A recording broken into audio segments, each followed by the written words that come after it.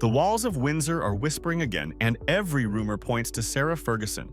The once beloved Duchess of York is back in the spotlight, accused of plotting a tell-all that could shake Buckingham Palace to its core.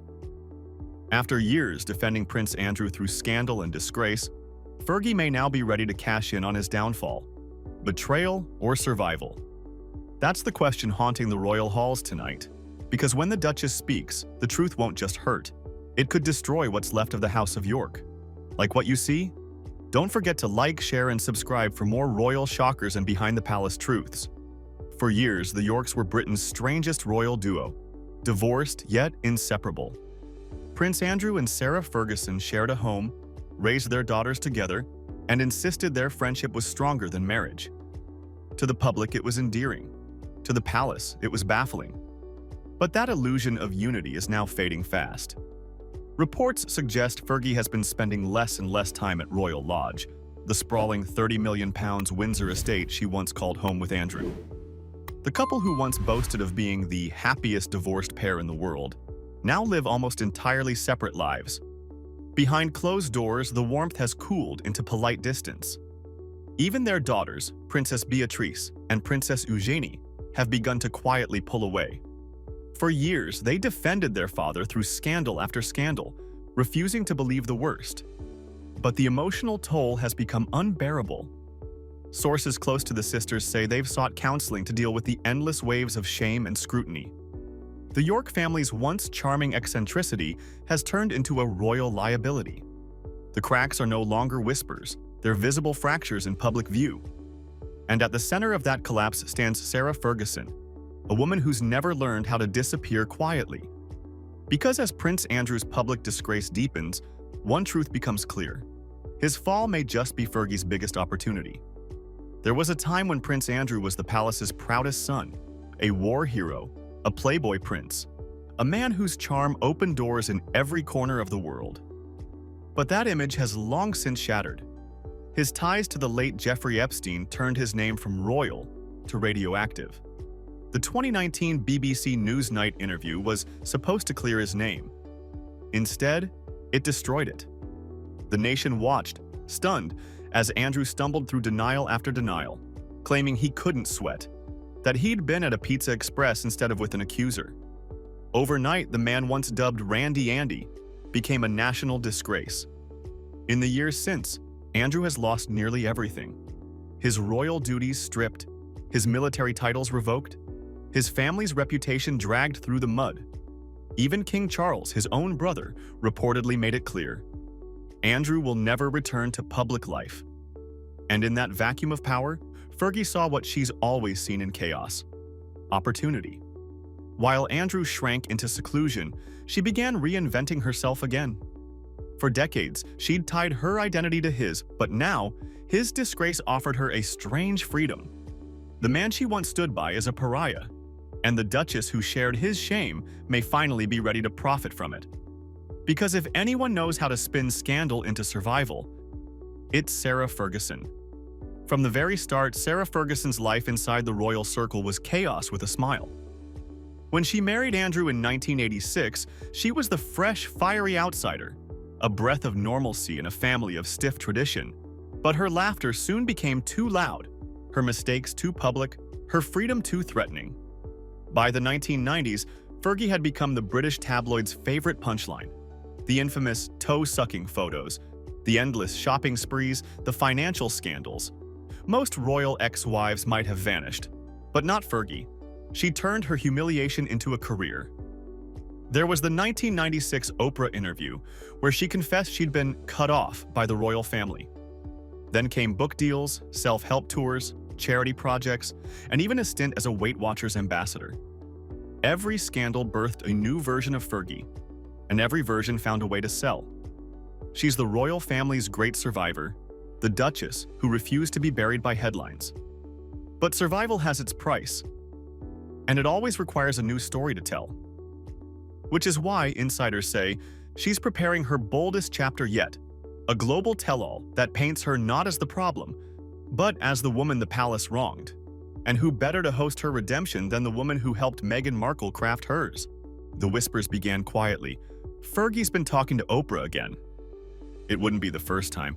The Duchess of York has turned to the American talk show titan at every major crossroads in her life, but this time feels different.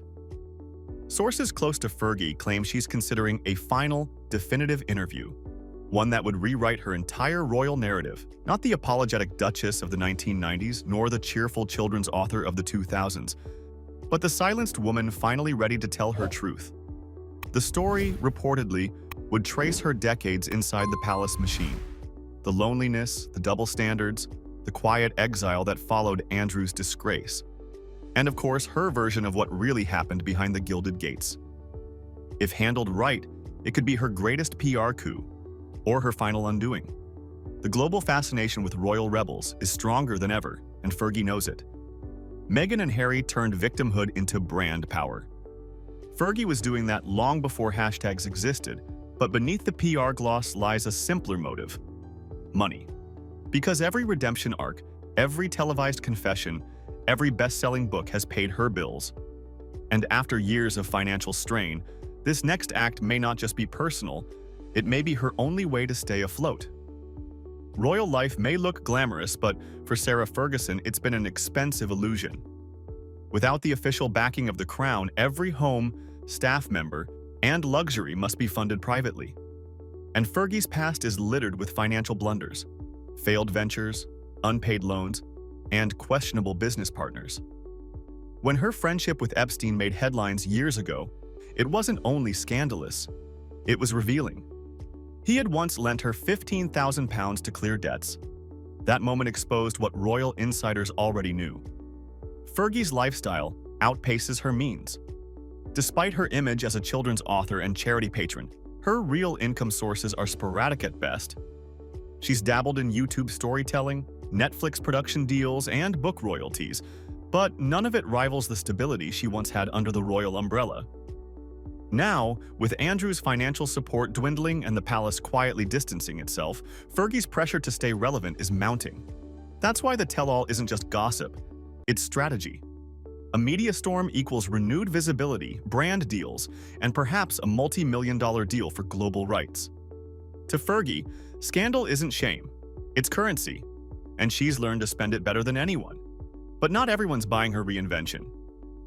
Because behind her polished smiles and rehearsed interviews lies another web, one that stretches far beyond Britain's borders. While her royal status may have faded in the UK, Sarah Ferguson has been quietly nurturing influence elsewhere, particularly in the Middle East and Asia. There, she's courted powerful business figures, attended charity galas, and even consulted for luxury lifestyle brands. Insiders describe these trips as half humanitarian, half hustle. Fergie knows her royal title, even unofficial, still carries weight abroad. But recently, those same circles have grown cautious. As Andrew's scandals deepen, doors that once opened easily are beginning to close. Foreign sponsors have quietly withdrawn. Invitations to elite events have dried up. The Duchess, once a symbol of British grace, is now whispered about as a potential liability. Yet she remains determined. For Sarah, every rejection is simply another challenge to overcome, another audience to charm, another story to sell. And with fewer royal avenues left, she's turning back toward the one thing she's always controlled: her own narrative. Her global connections may be fading, but her instinct for reinvention is alive and ruthless. And while she works the international stage, closer to home, the fallout of her choices is beginning to affect the people she loves most, her daughters. For Beatrice and Eugenie, loyalty has always been a family tradition. They stood by their parents through humiliation, gossip, and exile. But even the most devoted daughters have limits. Friends of the sisters say they've quietly begun to distance themselves from the chaos.